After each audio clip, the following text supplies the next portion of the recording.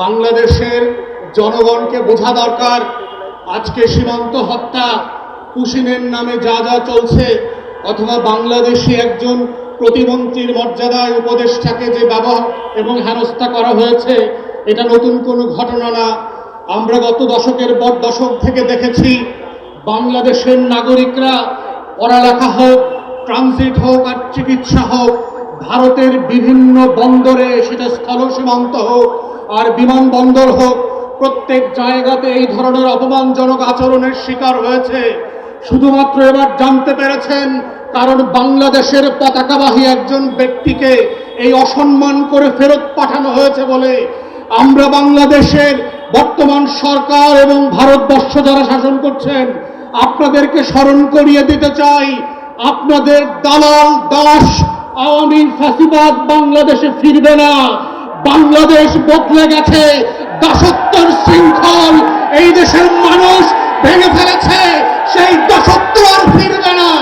যারা প্রকাশ্যে বাস করছেন আগামী দিনে আমাদের দেশের পতাকাকে অপমান করে পুশিনের চেষ্টা করে হাজার হাজার ভারতীয় নাগরিককে অনুপ্রবেশকারী বানিয়ে রাত 2টার সময় বিভিন্ন লোকেশনে ফেরত পাঠাচ্ছেন। মনে রাখবেন বাংলাদেশ আওয়ামী ফ্যাসিবাদের সেই পুশিনার মেনে নেবে না। সীমান্ত হত্যার নামে যা শুরু করেছেন এই সীমান্ত হত্যা যদি বন্ধ না করেন, বিজিবির সদস্যদের আচরণ থেকে যদি না শেখেন, সীমান্তবর্তী বাংলাদেশি নাগরিকদের অ্যাটিটিউড থেকে যদি না শেখেন, তাহলে প্রকাশ্যে বাস করছেন দিল্লির আধিপত্যবাদ আমরা ত্রয়োদশ সংসদে মেনে নেই নাই, 13-14 সেঞ্চুরিতে মেনে নেই নাই। বাংলার শাসকদের দিল্লির শাসকদের পরাজিত করবার ইতিহাস আছে। শিক্ষা নিয়ে ব্যবস্থা নেন, আপনার ফরেন পলিসি চেঞ্জ করেন।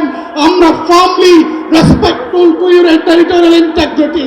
আমাদেরকে বাধ্য করবেন না দ্বিপাক্ষিক প্রতিবেশী সুলভ সেই সম্পর্ক থেকে একটা হস্টাইল রিলেশনশিপে আসতে, এবং এর পুরো দায় ভারতবর্ষের এবং দিল্লির সরকারের। বাংলাদেশ সরকারকে বলবো চোখে চোখ রেখে কথা বলেন। বাংলাদেশ এক নতুন সীমান্ত প্রহরী জাতি আকারে আবির্ভূত হয়েছে।